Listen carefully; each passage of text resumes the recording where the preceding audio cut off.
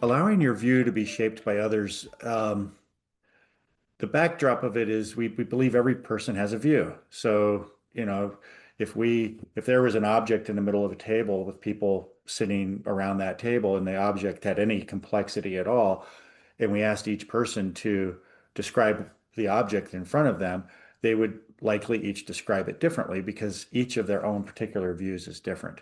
That's kind of a simple physical way of describing it. In leadership, we think it's really important to first acknowledge that we all do have different views. And in leadership, we're often doing things that are quite complex. So it's not as simple always as the leader knows the right view. Sometimes leaders do, and they can just say it and we move on. But that's not what this recording's about. What this one's about is allowing others to shape your view. And so the idea is, can you be curious? Can you be in a state of wonder?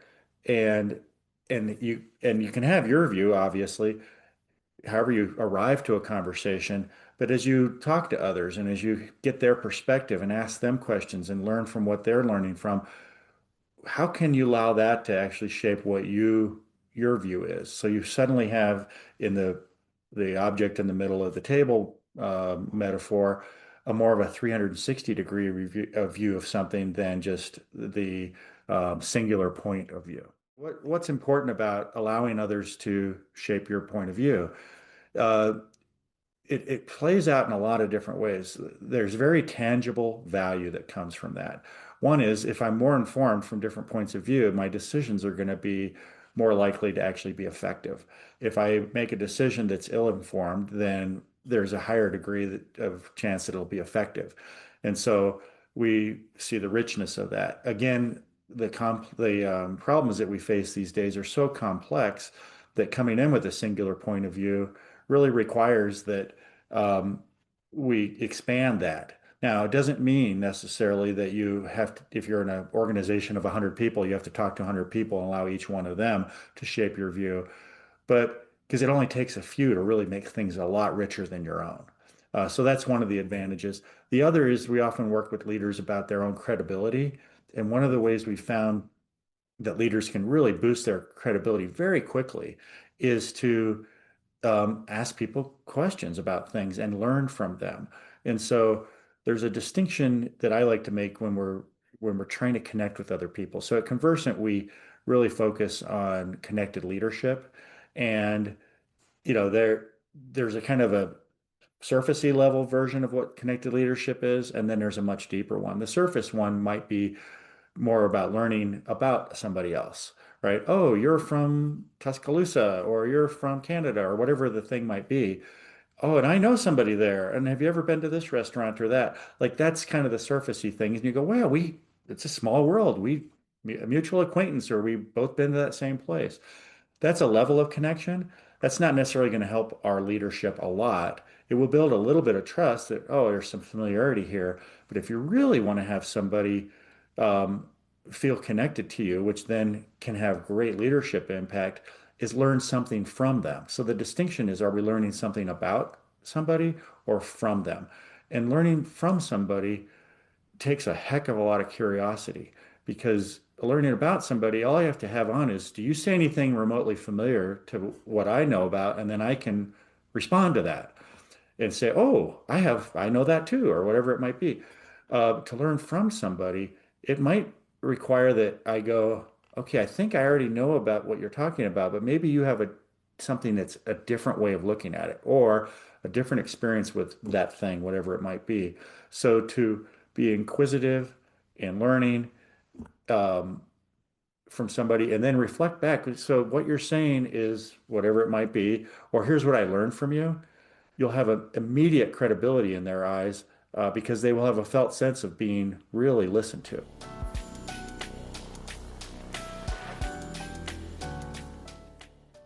So what are the ingredients to be able to actually learn from somebody else? There's I don't think you can, this is a hard one to fake it till you make it. So it needs to be a genuine curiosity or a genuine bit of wonder. I'm reading a book right now about the notion of awe. And the more we are in a state of awe, and or in a place where we're ready to be put into a state of awe. So it's really setting it, the conditions are one that you're actually very, very curious about the world around us, the people around us, what led to certain things, how did this ever occur? So there's an openness, I guess, is one of the answers. So openness, curious, wonder. A colleague of mine likes to say wonderment. So, are you in a state of wonderment?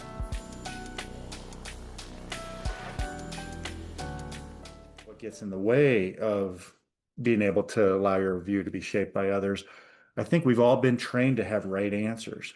And so if we, if you think of school, a multiple test choice, well, one of A, B, C, or D, what's the right answer? That's how we were actually trained to get good grades so we could have a career, et cetera, and please our parents, whatever it might be. And not that that's bad, but it only has a certain amount of leadership potential. So then you go, okay, well, what is the mind shift that would go from having to have the right answers? Well, in a complex world, the notion of right answers doesn't get you very far. I think what we're looking for is the notion of evolving answers. Given what I know right now, what is my answer to that? What would my point of view be? And so one thing that gets in the way is us thinking right and wrong, that there is a singular answer. And so the shift needs to be something from noticing that I'm going for a singular answer or a right wrong answer to what's the current answer that I have. And currency is right now. So it really does give us more flexibility. And you can stand for that, I think. I don't, some people might hesitate saying, here's what I know right now because they feel inclined to need to have the right answer. That said, though, to say, well, here's what I know so far. I know this, this, and this from these people. This is what I've learned. This is what I've learned to date. So that's one thing. The notion of right and wrong can get in the way. Another thing that can get in the way is almost an obligation to roll. So what I mean by that is typically in a hierarchy, people higher up actually believe more of this, I need to be right because I was put here. So it's almost an obligation that we have inherited in any leadership role we have. And so it's pretty counterintuitive to set that aside and learn from the people that we're leading, learn from the people that are our peers, learn from people outside, learn from our experiences, and then to have current answers. And so, the obligation of being right or being powerful in our role can get in the way as well. Another thing that can get in the way of allowing ourselves to have our views shaped by others is that we feel like we could actually lose ourselves in the process.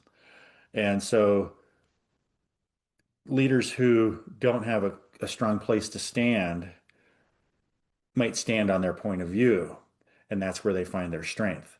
And so I think it's a real thing to confront if you want to step into this level of leadership where you're allowing your view to be shaped is where do I find my security? Where do I find my security so that when I learn from others, it doesn't have me feel like I've suddenly lost my own personal power. And so, the answers to those often come in was what's my own purpose? What values do I have? What can I be confident in? Personally, uh, that might be, I've learned that I'm a fairly competent at learning. And that's actually part of who I am. And so the more I know that I can claim that's who I am, well, now I can bring in other points of view. But if my whole identity is based upon my point of view in something, then it's going to be really hard to allow that to be shaped.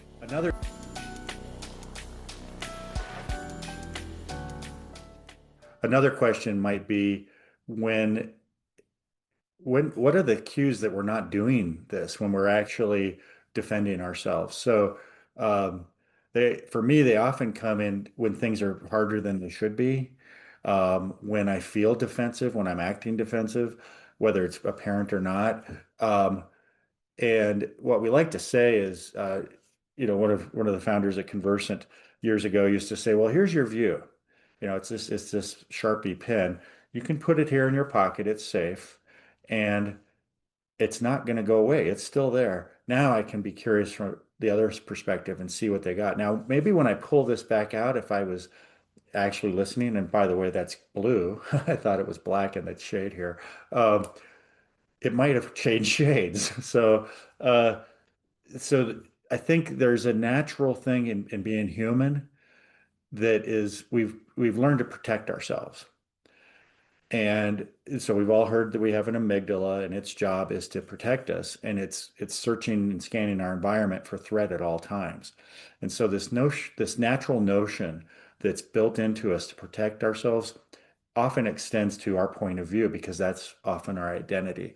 And so to just notice that I'm actually safe. This is not a saber-toothed tiger chasing me. This is another human being, and I can listen to them, and I can listen to learn from them, and I can still listen to learn about them too, which is great. But I can really listen to learn from them, and then magically, usually what happens if I can create that much openness and set my protective nature aside, I will have a new point of view at the end of that.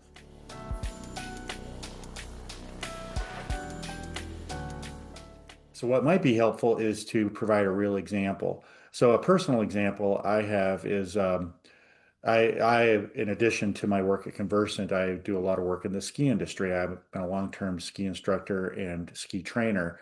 And in those years, I've been trying to evolve what I'm offering to the different ski areas. And it's stepping more and more to leadership development and actually doing it on snow, which is kind of interesting. And but it's quite unusual. And so to work with the different people I've worked with at the ski areas to make this happen, um, my first approaches were my view is right. And I was trying to convince them over and over again. And it did, as you can imagine, it didn't go so well. I get a little bit of movement here and there. And it was just about a year ago. I had another opportunity to talk to a leader in the ski industry to pitch my idea, so to speak. And what I remember is I was kind of coming in loaded for bear. I had all of my ideas and why I was right and all this stuff. And it was kind of funny because I was skiing down the hill that day to go meet this guy. And it dawned on me that, oh, I'm coming in not willing to listen to learn and not willing to have my view shaped by that person. And so I changed my whole attitude. And now I still had all those points of view that I had been queuing up, but I said, Roger, go in, ask the person, a few questions about why they even took the meeting with me. Get curious about what their experience is with leadership. Get curious about what their experience was um, in the domain of leadership here in the ski industry, and anything about leadership in their past and problems they've run into. And then it flowed so naturally because it was kind of hard to make that shift. But when I walked through the threshold of the door, that's who I became, a curious person. And by the time it was my turn to really express my point of view, it had been totally shaped by what they said to me. And it's kind of funny that I like to think there's a spectrum of buy-in. One end is, no buy-in to high buy-in. High buy-in, high buy-in often correlates with it's your own idea. And so if what I'm reflecting back to somebody in my point of view reflects something that they taught me that I can actually own authentically, then they're likely gonna follow to some degree and actually be influenced by what I'm saying back because they helped build it. So to finish that practical example, I actually ended up doing quite a bit of work the next few months with that person and that team on snow doing leadership development. And it evolved from there as well because we all kept experimenting with it over the course of time. So the idea of allowing our view to be shaped by others, when overplayed, could have us occur as weak. It could have us, there's a lot of imagery with leadership, and people, oh, leaders need to be strong. And if I keep overplaying, allowing my view to be shaped by others, then that could be antithetical to this notion of strength. What we find strength in is learning from others, but then eventually being decisive. being declarative. And now, is there some risk with that? Of course, because there is a point in time where you're making a decision to go a particular way. How well it works is up to how open we are to learning from how the thing is we're trying. And so we do think that listening to learn to a point to make a decision that you feel fairly well informed with, that has appropriate amount of risk for whatever the decision is a very appropriate. And it's really one powerful way to proceed in a decision is to actually reflect back to people what you learned from them. So to say, here's the decision I've made, and by the way, here's how it was shaped. And here's the criteria I used given all the conversations I had. So this is the direction.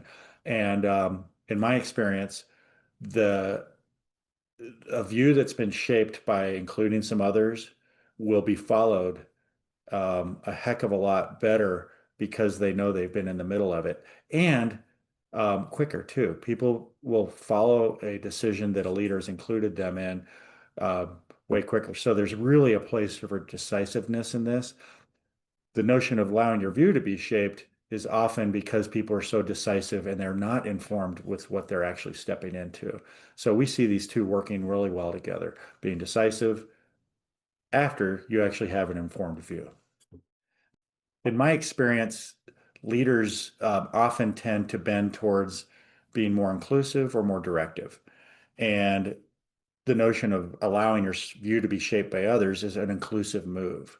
Um, and so there's a lot of value in that.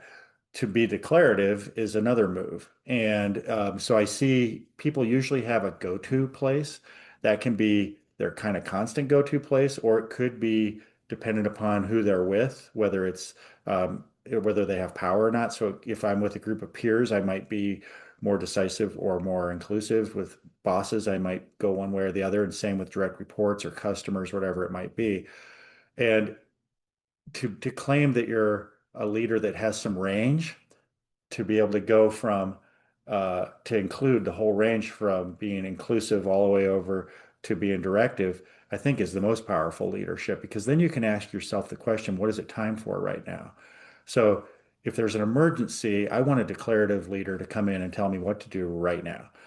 If this is something that has a lot of ramifications and we need to think through it, then I really want somebody who's going to be way more inclusive. So medical decisions is an example. If there's an emergency and the ambulance pulls in, we probably don't have a lot of time to talk to the patient about their preferences because they may not even be conscious. So we want the doctor to take immediate action. But if it's a long-term chronic illness, then we might want to get a couple different points of view. And and so you can see there's a need for all of it. And leaders typically move one way or the other. It can be circumstantial, but the best thing to do is to be able to ask the question, what's the best approach right now, given the questions in front of us?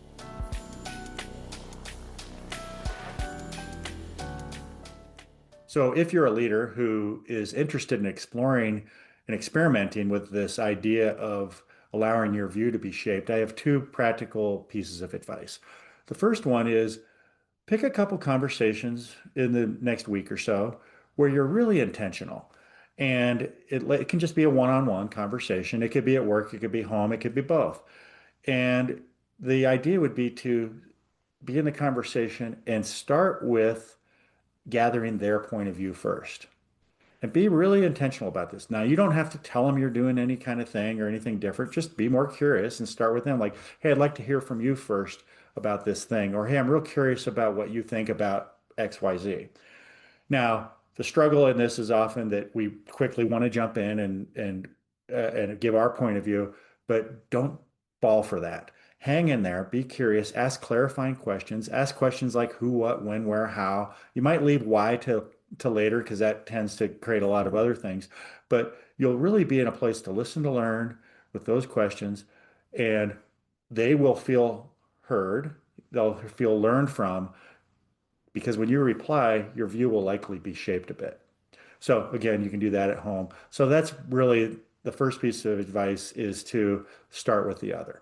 The second piece of advice would be pick a decision that you have to make and one for which you're willing to get some other points of view on.